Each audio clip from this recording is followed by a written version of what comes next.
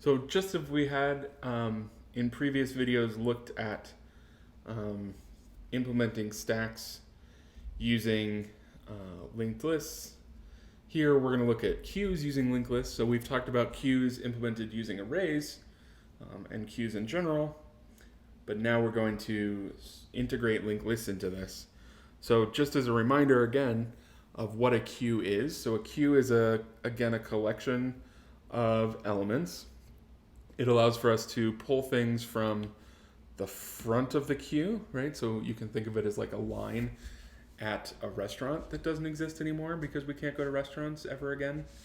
Um, so the front of the line, you can pull off the front of the line, or you can add things to the back, right? And the things you add to the back have to wait.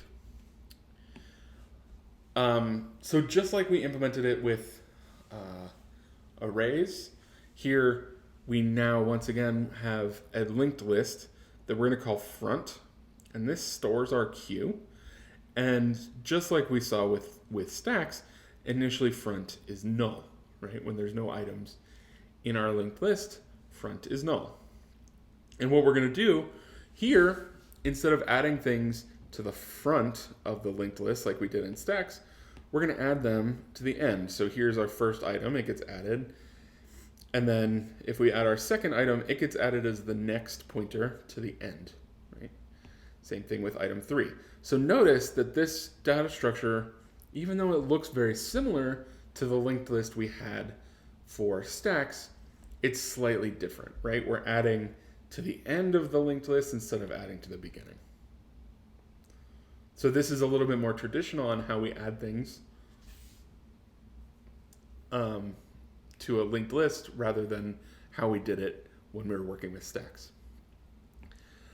But the dequeue process and the pop process are basically the same. So to dequeue, you take this first element, you move the front pointer to its next pointer, and you return the element there. Right? Take it off, move the front pointer, and return the element. Move the front pointer, return the element.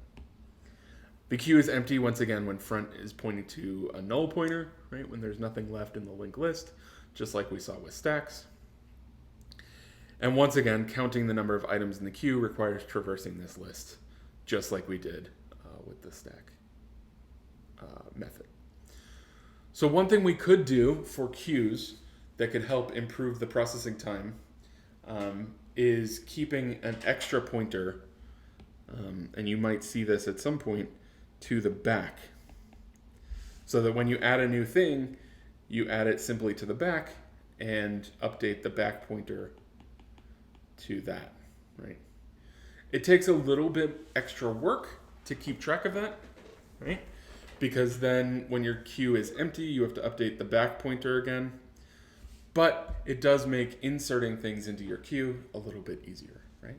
Just like we saw there were pros and cons of using arrays for stacks, there's pros and cons to using queues, using linked lists for queues, as well as how many pointers to keep track of, because there's a little bit more maintenance.